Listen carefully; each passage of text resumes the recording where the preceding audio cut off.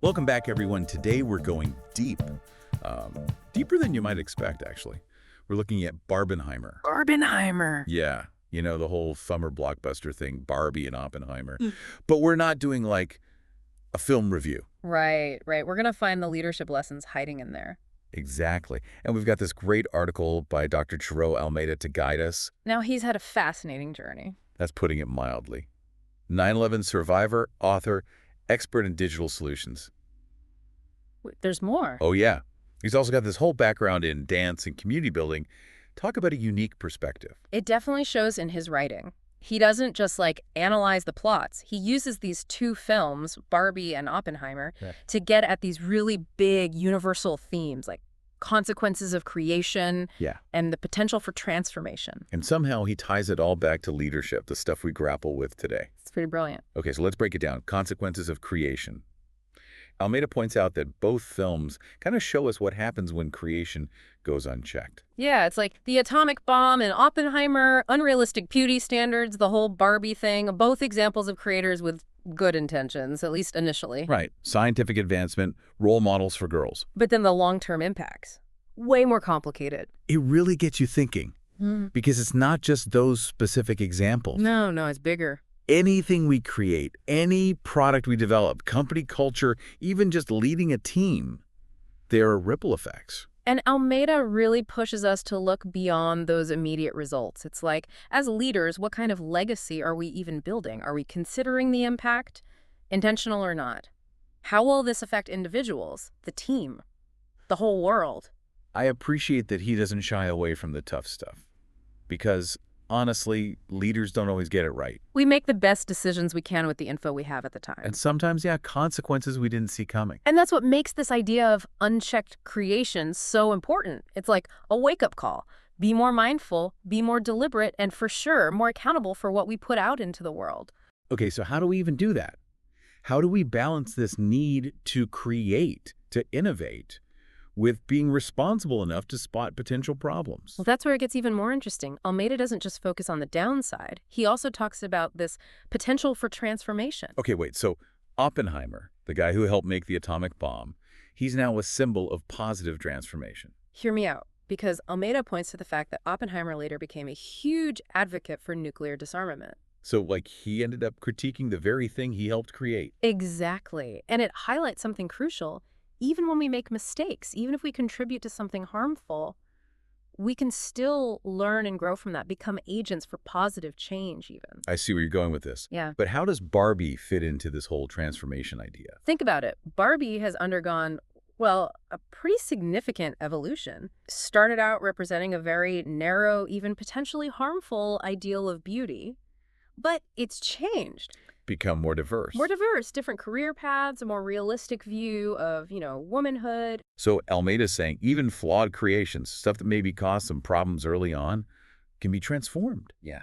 And maybe, just maybe, lead to something better, more just, more equitable. You got it. And it's not just about the individual creation changing. It's about broader societal transformation, too. He uses examples like the UN, how that formed after World War II. Right. And the whole feminist movement, that's still ongoing. All of that shows that as a global community, we can learn from our mistakes. We can strive for a better future. So bring it back to leadership for us, for our listeners out there, dealing with the complexities of the workplace. Where does this fit in?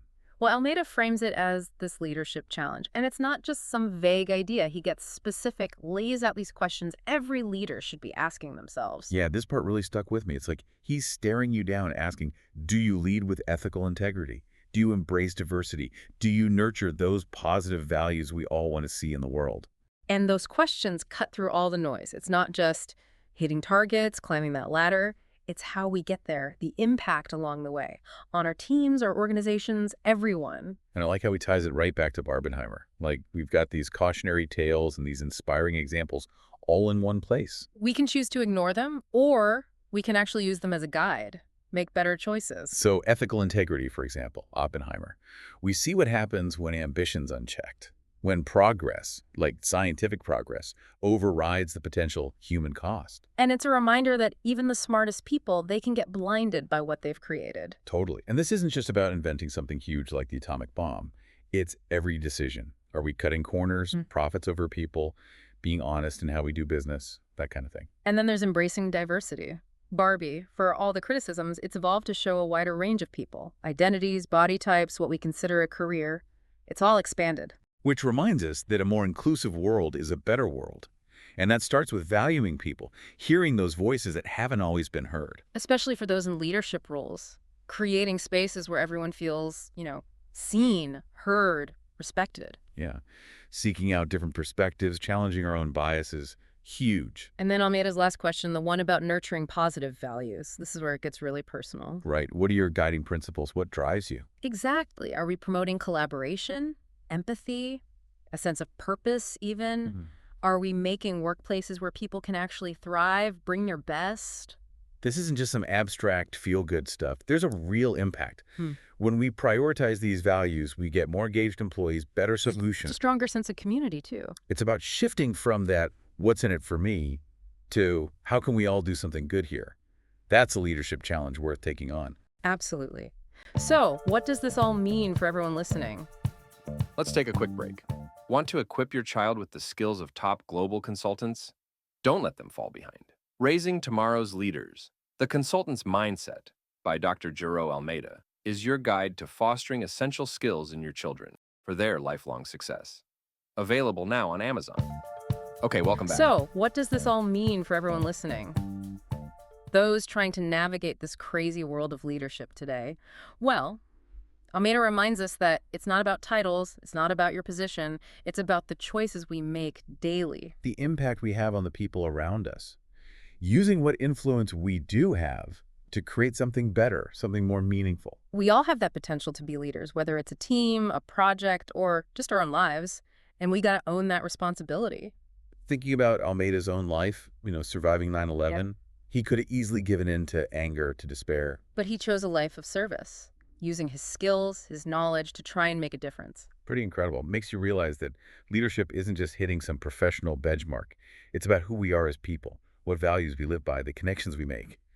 That's the legacy. And we're not alone in this. We can learn from each other, support each other, push each other to be better, more ethical, more impactful leaders. Love that. Barbenheimer, as weird as it sounds, gives us this framework for thinking about leadership in a way that's, well, fun. But still makes you think. Totally. It's a reminder that even when life's busy, just trying to get through the day. There are still those opportunities for growth, for reflecting, for making a positive difference somehow. So to wrap up this deep dive, I want to leave everyone with a question, something Dr. Almeida's article inspired. How has your personal journey shaped your leadership? And what about those lessons, from the people who came before us, both the successes and the failures? What can we learn from that to create something better, more ethical, more fulfilling? That's a good one, isn't it? We all have that story, those experiences that make us who we are, that shape how we lead. And those experiences, good and bad, they're valuable.